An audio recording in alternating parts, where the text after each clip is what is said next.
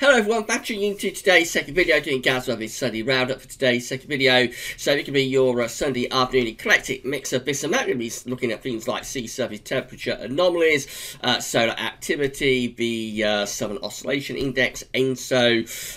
We're going to look at the Arctic Oscillation, North Atlantic Oscillation, and the weather for the next week, 10 days as well. So sit back, relax, and enjoy.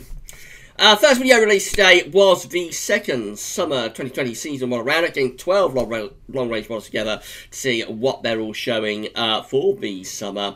And that's quite an interesting watch. No trend, really. It's about a 50-50 split, I think, between the models that are unsettled and models that are going for quite a warm, decent, dry sort of summer. So have a look at that. That video is going to be placed on the summer updates page you've seen, and there'll be a written summary that goes with that as well. I've got a live stream coming up on the YouTube channel between 5 and 6 o'clock this evening. That video will be embedded to GWV.com as well, so you'll be able to have a listen there. But if you want to get involved in the live chat, you will need to go to YouTube. Right, so first thing I'm going to do, though, is say a big thank you to our latest GWV's YouTube channel member. So we've opened up the channel to channel membership. YouTube gave us that opportunity a couple of weeks ago. And been a big response to this, actually. So, very, very surprised at how many channel members we got so early on. And a big thank you to all of our YouTube channel members, of course. So, big thank you to latest channel member, Duncan Wood. A big thank you to Duncan Wood for becoming our latest YouTube channel member. Thank you so much, Duncan, for doing that. If you would like to become a GWV's YouTube channel member, we need to come to GWV's YouTube homepage and click the join button. That's with all of videos on the channel as well. Some people have reported that they aren't able to see the join button if they're on a tablet or mobile device. The workaround with that is to click the link in the description with the videos, and that will take you to the join page in any case. So for £4.99 a month, you get various perks and benefits for becoming a GWV's YouTube member. Have a look at all of the detail when you click the join button to sign up. But a big thank you to all of our YouTube channel members, and special thank you to latest channel member Duncan Wood. Thank you so much, Duncan, for doing that. Right, we're going to move on to solar activity. So this is how the solar disk is looking on our side of this day from solarham.net. Have had a long run of spotlessness on the solar disk, but we do actually now have a very, very tiny little sunspot area. You really have to squint at the screen to make it out, but there it is. That's a very tiny little sunspot that just started developing yesterday. So that seems kind of like the equator part of the solar disk as well. So I think that is probably an old spot from solar cycle 24. But anyway, I've got a very, very tiny little sunspot there. But it's just about visible on the solar disk. Now, I've got a solar tracker again today. So it's been sent through by our good friend James Ackrill. Big thanks to James sending this through. James's recovery from his operation a couple of months ago is progressing. And thank you very much for sending this through to us, James. So this is the GWV's solar activity tracker updated to yesterday, the 25th of April. So our coloured lines here are our trend lines. The orange line is depicting each individual day's worth of sunspot activity. So you see we are still having prolonged stretches without any sunspots at all, certainly any visible sunspots, like from there to there, which was quite a long run without any sunspots, and again from there to there. Occasional days coming through with sunspots. We have a burst of a little bit more activity back around the middle part of the winter, actually, just there. And then going into long stretches without any sunspots again. This is the latest one up to yesterday. That little sunspot that I just showed you on the solar disk. Our trend lines are pretty much flatlining on the bottom as well. They're the thick green and thick red lines. They're still flatlining away, not doing a great deal at all. So we remain at solar minimum. We can expect to stay, and we expect to continue to be at solar minimum for the next several weeks. I'm quite sure about that. We may be moving very quickly, though, or very soon, into solar cycle 25. I don't think solar cycle 24 got much longer to go, but it's possible we're already in solar cycle 25.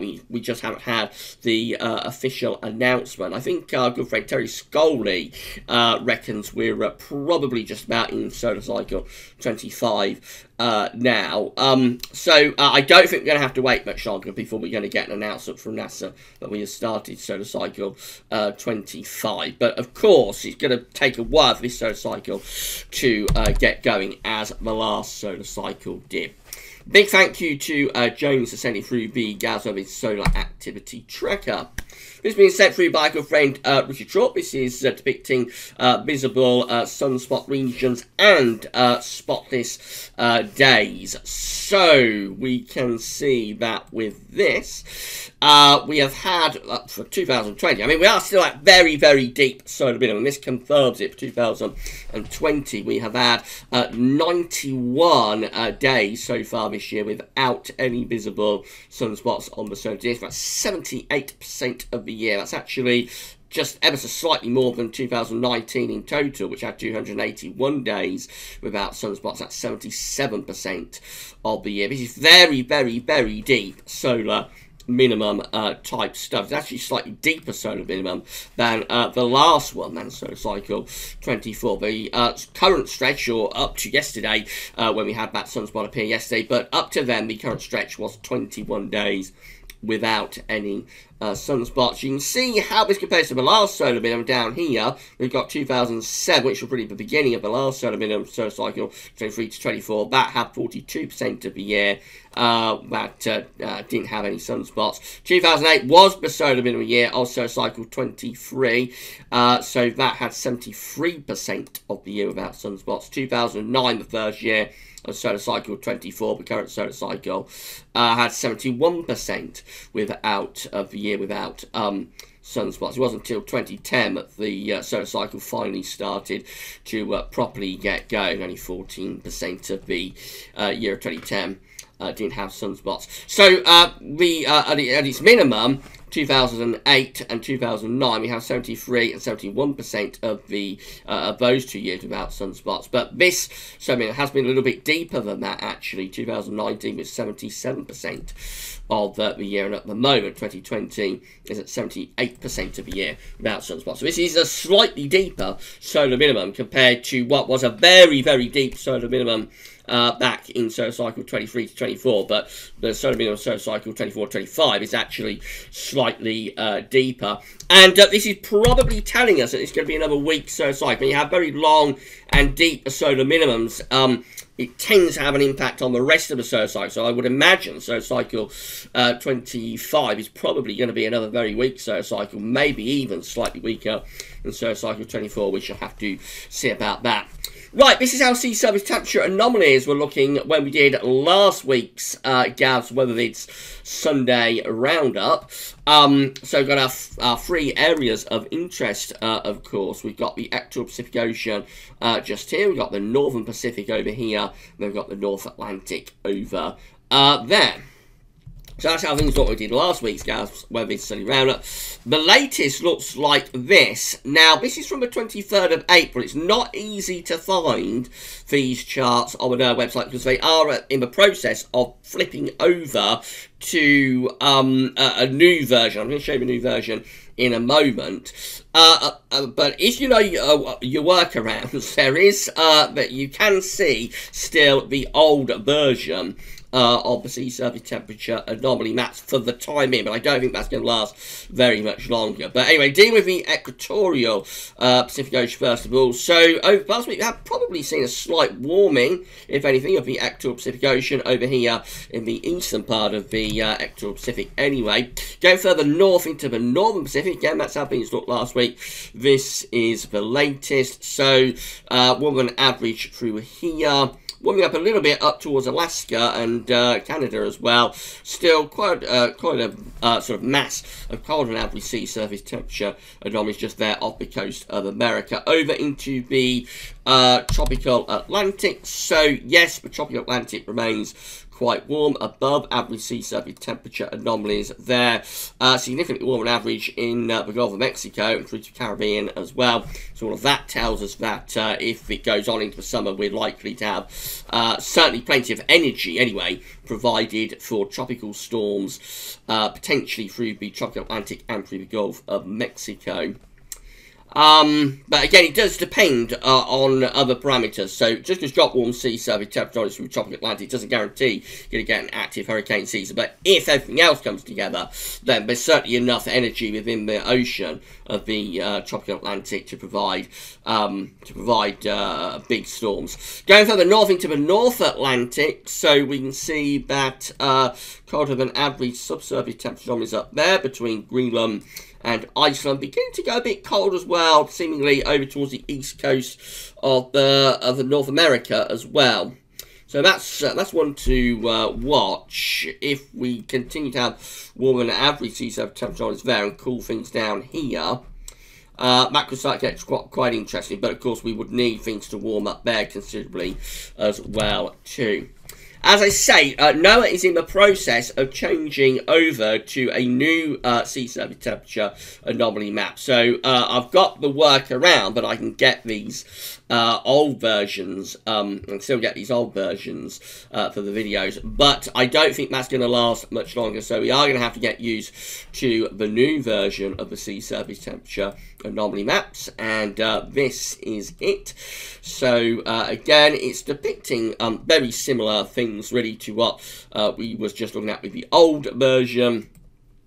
And it updates daily as well, so that's one good point about this new version. Instead of only updating twice a week, as the old sea surface temperature anomaly maps used to on a Monday and a Thursday, now this is updating daily. So the basic change with this is that it's a higher resolution and it's easier to make out the warmer and colder than average areas. What is notable is that there are not as many colder than average areas of the sea surface temperature. This is the equatorial Pacific Ocean just here, the ENSO region. So you can see that is basically average to slightly more than average through most ENSO regions.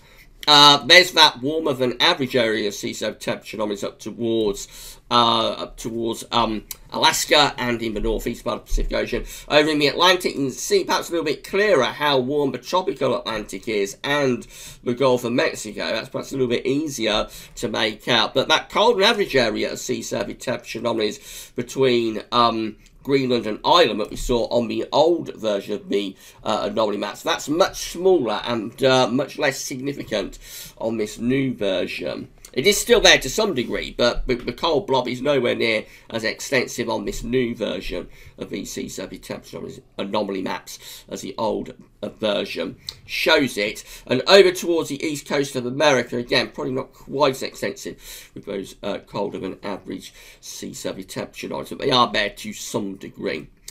This, of course, is the cold and average area off the west coast of America. That is still very easy to make out. Over here, of course, we've got the Indian Ocean. Looking quite warm at the moment. And this is all like the South Pacific down here. So, yeah, you'll have to let me know what you think about these. We're going to have to get used to them because I don't think these old anomaly maps are going to last much longer. So we will have to get used to these. I'll try and keep showing you these for as long as I can, but we will do it in conjunction with this new version because we are going to have to get used to the new version. And eventually we will shift over to just showing the new version, I would have thought. But maybe a bit of a transition if we can for a few weeks to let everyone get used to it. Because it is quite a significant change that compared to compared to what we've been used to. So it's quite a significant change. I'll try and run them in parallel with one another for a while. But of course, at any point, NOAA could pull the plug on this old version. And stop updating twice a week with this old version. So that could happen at any point. When that happens, we will have to use the new version pretty much pretty much exclusively. We will still be able to see the old version in terms of the archive chart. So when we do winter updates, we like to show sea surface temperature anomalies going right way back through the years and the decades. We'll still be able to do that, but this is so different. This new version is so different, and it's going to be hard to make a comparison, I think, between the old version and the new version. But we will still go through the years of the decades when we do winter updates, for example. Let me know in the comments what you think to a new version of the sea surface temperature anomaly maps at NOAA. Subsurface-wise, in the equatorial Pacific Ocean, this is how things are looking. So we did an ENSO episode on Friday night, of course. We've got an expanding area of colder than average subsurface temperature anomalies at depth between around 100 and 200 meters under the surface of the equatorial Pacific Ocean. You think this is like Peru just here, this is Indonesia over there, these are the depths of the ocean, and this is like the surface of the equatorial Pacific Ocean just here. So that's how things are looking right now. This is up to the 13th of April, the last time this was updated. Somebody asked me in the comments how that compares to the past few weeks. So over here you can actually see the past few weeks in terms of the subsurface temperature anomalies. So this just here, for example, is the 22nd up to the 22nd of February. Look how much deeper and more extensive the warmer than average area of subsurface temperature anomalies was back at the end of February. Colder than average area of subsurface temperature anomalies much smaller, but over the weeks, come down here to the 9th of March and then to 24th of March and then to the 8th of March. Over the weeks, we've been losing the warmer than average subsurface temperature anomalies and expanding and deepening the colder than average subsurface temperature anomalies until we've got to this point, to the 13th of March, 13th of April, where it does look as though have quite extensive colder than average subsurface temperature anomalies. So subsurface wise, it looks as though we may be inching our way towards something of a La Nina, something of a cold event type signal. Of course, these colder than average areas of subsurface temperature anomalies have got to break through to the surface. Just here over in the eastern portion of the actual Pacific Ocean, just there, looks like that area of cold and average subsurface temperature anomalies is now very, very close to breaking to the surface. That's like from just under the surface to 50 meters. So I would have thought that area is likely to start getting colder in terms of the sea surface temperature anomalies quite soon. We could be starting to inch our way towards a La Nina as the CFSV2, of course, has been forecasting. Right, so we'll move on to the SOI, the Southern Oscillation Index. There it is. And yes, the SOI is updated by Queensland Government, which is part of Bureau of Meteorology in Australia. The Southern Oscillation Index is reflecting the atmospheric state in the Southern Ocean. It's not driving anything, it's only terms, it just tells what the atmosphere is doing. When the SOI is in its negative phase, the atmospheric setup is reflective of El Nino. When the SOI is in its positive phase, the atmospheric setup is reflective of La Nina. To get an El Nino or a La Nina going, you really need the two, the ocean and the atmosphere, you really need the two of them sort of couple up, and that's how you get these events going. Now, what's actually been going on over the past few weeks and months is that we've been trading negativity and positivity of the SOI, which means that neither state, neither El Nino or La Nina, has been able to get an ascendancy. So, for example, on the 16th of April at minus 16, 17th of April at minus 18, those numbers are reflective of an El Nino type atmospheric setup. But on the 19th of April, we go to plus 15. That's an atmospheric setup that's reflective of La Nina. Most recent days looking like this. So 20th of April comes out at plus 8 again, reflective of La Nina. 21st of April at 0.14. That's neither El Nino or La Nina. 22nd of April, very weakly El Nino at minus 2.67. 23rd of April at plus 1.87. That's very weakly La Nina. Again, 24th of April, ENSO neutral. And then the last couple of days, 25th, 26th of April, just going a little bit more negative, a little bit more reflective of El Nino. But whilst we're trading negativity and positivity of the SY like this, we're going to remain at ENSO neutral. Neither state will be able to get an ascendancy. The 30-day SOI average, this red line here, is lifting up a little bit though. So back at the beginning of April, we was down here with the SOI 30-day average. We're now up here. So, yes, we are seeing a bit of a lift up in the SY 30-day average, but we remain at ENSO neutral. That's confirmed really by the atmospheric state. This is how Eurasian snow cover is looking currently. So, of course, we're losing snow cover very quickly now. We're well on into the middle of spring. You expect Eurasia to be thawing out quite quickly. Still quite a bit of snow cover across the northern parts of Scandinavia up here. So, although it's a very bad winter across much of Scandinavia for snow cover, actually, as we've gone into spring, the snow cover has held on quite well, actually.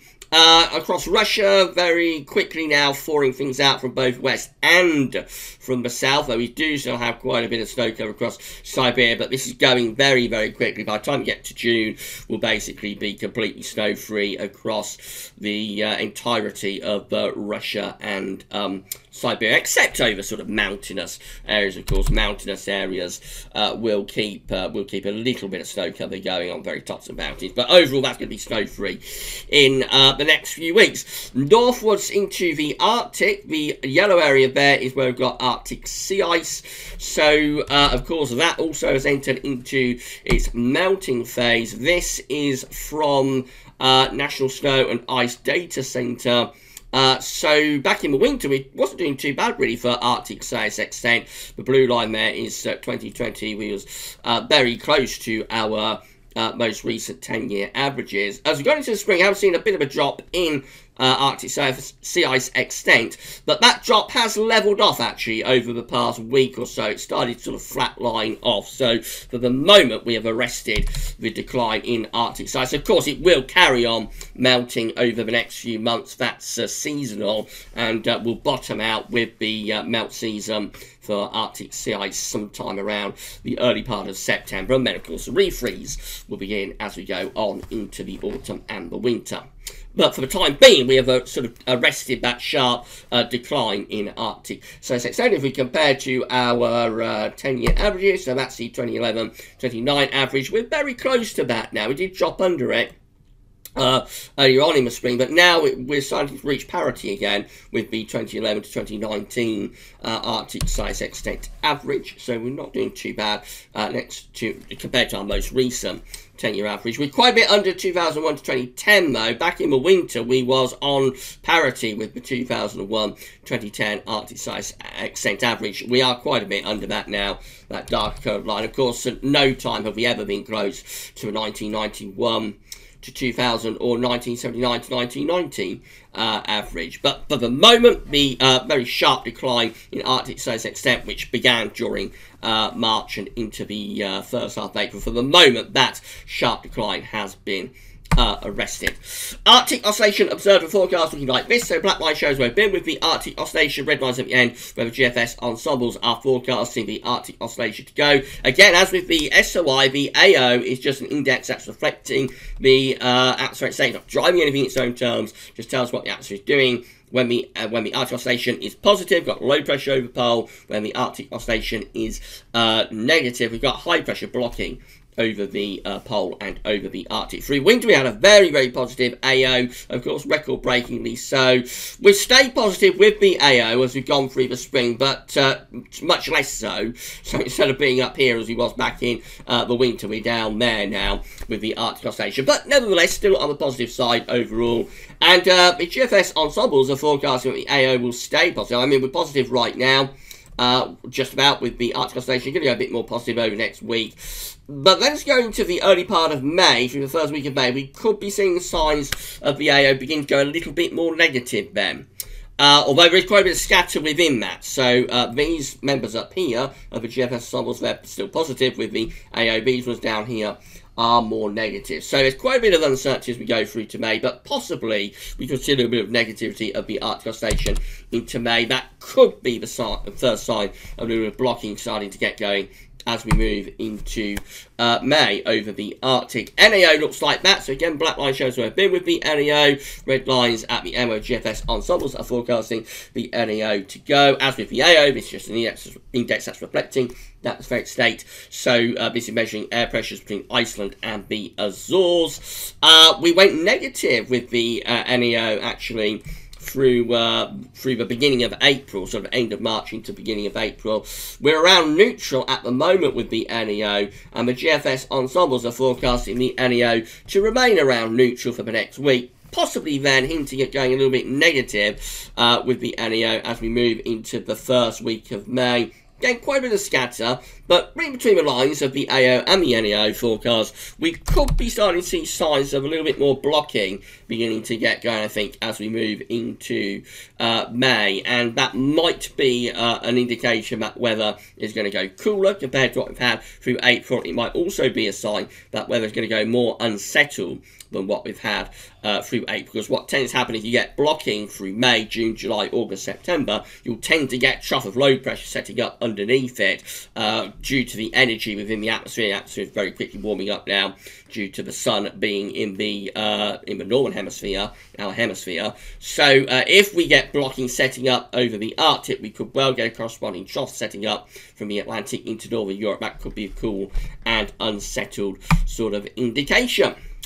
Right, let's do some forecasting then, and these are the GFS upper air temperature and precipitation ensembles for the next couple of weeks. We're at London from Old West Central. Today, red line is the 30-year upper air temperature average for London. We're starting off still warmer than average, couple more reasonably, or sort of one more today, and possibly for the very far southeast tomorrow, one more warmish sort of day, but the warm spell is very quickly drawing to a close now.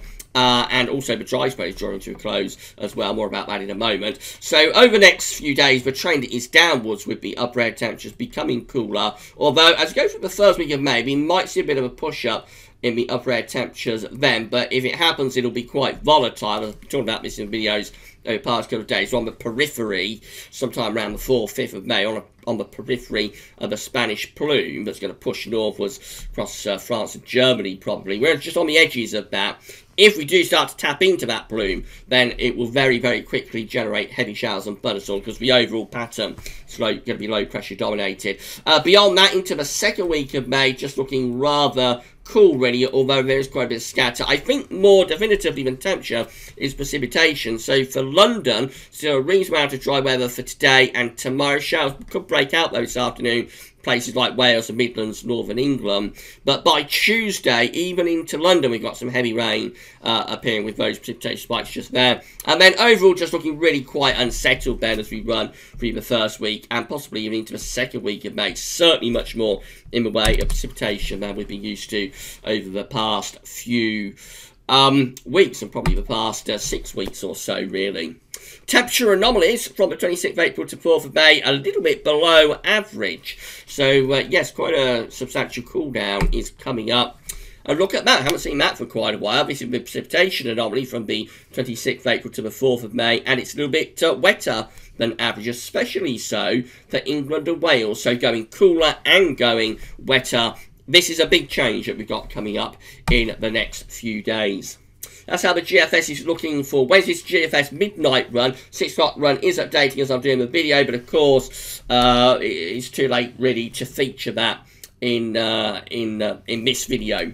So this is a midnight run of GFS. Low pressure coming in from off the Atlantic on Wednesday, bringing heavy rain to parts of England and Wales. That looks really unsettled as we go through to Thursday. Friday, more low pressure continue to come in from off the Atlantic. Over weekend, next weekend, winds shifting to the south, so pressure begins to rise across France towards Germany. Low pressure sort of dumbbelling around to west of Ireland, and that starts to push winds into the south. That's a warmer wind. Start to get warmer southerly winds beginning to move up But it is all low pressure dominated. So there's the upper air temperatures for Monday the 4th of May. You can see how that warmth is pushing out of sort of Spain and North Africa, actually. Moving northwards into France. We're just on the edges, just on the periphery of that Spanish plume. But look what happens. The heat from those upper air temperatures, all it does is generates this area of low pressure, blows it up. So I doubt we'll, I mean, we may see an increase in humidity,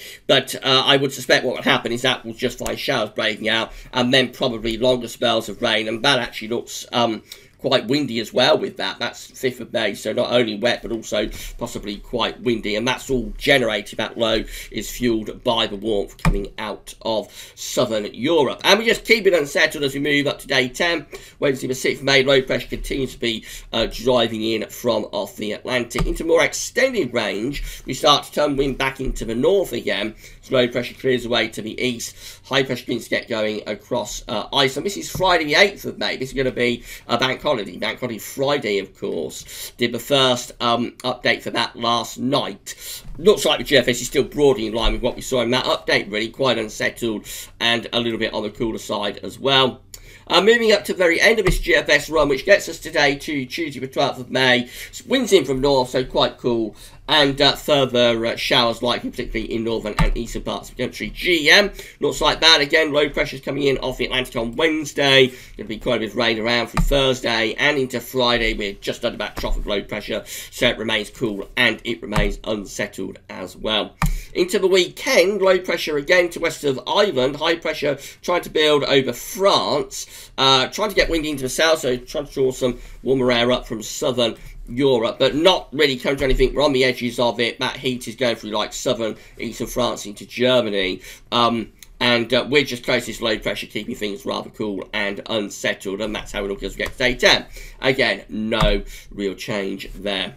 This is how the ECM is looking. So again, we've got low pressure coming in from the Atlantic on Wednesday, bringing a soaking probably to England and Wales. Further low pressure close to the country through to the second half of the week, so further showers, long spells of rain then. Into weekend, again, we're trying to draw up some warmth from the south, trying to draw up from some heat from southern Europe, but we're very, very close to low pressure, and I think really most of that warmth is going to be kept away from us over the continent. But it's quite a close run thing. This is Tuesday 5th. Again, we've got the 10 Celsius ice firm just about making it into the southeast of England, so that's probably enough to get temperatures to the mid-20s. That comes off if the sun's out. 15 Celsius ice firm is across the northern parts of France. This is a proper plume, this is a proper Spanish plume, and there's some quite unusual for so early in the year, some quite unusual heat associated with it. But I think the atmosphere is just so unstable that even if we was to tap into that warmth and heat, we would just really find it going really showery, maybe heavy showers, thunderstorms, and probably an area low pressure blowing up, such as we saw with the midnight GFS run. That's how we look with the ECM at day 10. Rather cool and unsettled overall.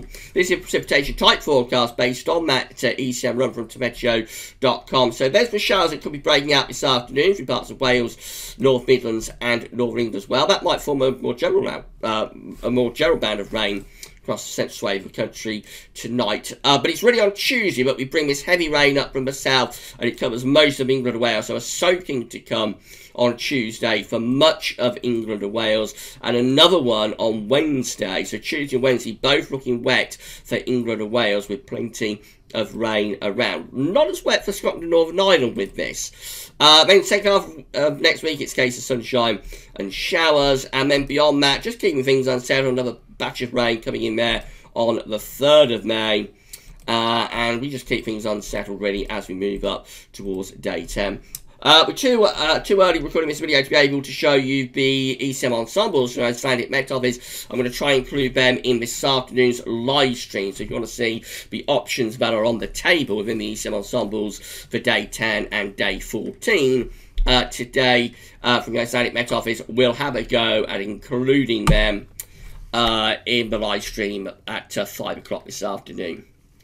Finally, for CFSV2, these are 500 millibar heights broken down to week periods. The first week period takes from 26th of April to the 2nd of May. The coming week looks unsettled. Low pressure in off the Atlantic. It's been a while since we've seen that, but there we go. Low pressure is dominating weather in the week ahead. Cool and often quite wet.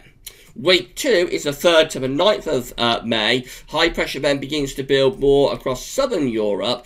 So that's how we go at turning things a bit drier and warmer. It's probably still quite unsettled for the north, but for the south, could be a bit drier and warmer there. Back to unsettled conditions in week 3. This is the 10th to the 16th of May. Low pressure across the UK, covering much of northern Europe as well. So that's a cooler, wetter week again. And then week 4 is the 17th to 23rd of May. Low pressure out to the west. And we're bringing in sort of a westerly type flow. So again, quite unsettled there. Overall, the trends for this May are looking quite mixed, I have to say. Lastly, this is the CFS V2 700 millibar height anomaly for May 2020. This is changing a lot day by day. It's quite unusual for the CFS to be, for the CFS monthly forecast to be changing as much as this. We looked at this on Friday, and it's going for a relatively straightforward pattern of a ridge from the Azores high into Western Europe. That's gone with this update today, and we're back to sort of a northern blocking type scene with high pressure up towards Greenland and a trough of low pressure pretty much over the top of the country, which would of course be quite a cool and unsettled signal for May. So May is proving a real challenge of the CFS to pin down. Actually, it is changing a lot with the overall expected pattern on a day-by-day basis, which is quite unusual actually. Temperature anomalies for May 2020 from CFS V2 close to average, no signal. I would suspect probably quite a coolish sort of month would be likely given the 700 millibar height anomaly though. And no signal for precipitation either, but again with a trough of low pressure pretty much centred over the top of the country in terms of the 700 millibar height anomaly forecast, I would have thought a wetter than average month would be like. So a cool wet May is a possibility here. Right then, that's it for your second video update. That's it for GWV Sunday Round-Up for today. Don't forget to check out the summer update looking at the long-range models for the summer of 2020. And this evening, I'll get on the summer updates page, probably around 7 o'clock with a written summary. But before then, there's going to be a live stream. So we're all going to check in, see how we're all doing whilst we're in lockdown, and that will be starting at 5 o'clock on the YouTube channel. You'll be able to get involved in the live chat, and we'll have a bit of a chat and see how we're all doing whilst we remain in lockdown. The video will be embedded to galswebbies.com, so you'll be able to have a listen at the website, but to get involved with the live chat, you'll need to go to the YouTube channel. Right then, that's all for now, and I'll see you at 5 o'clock, so see you soon.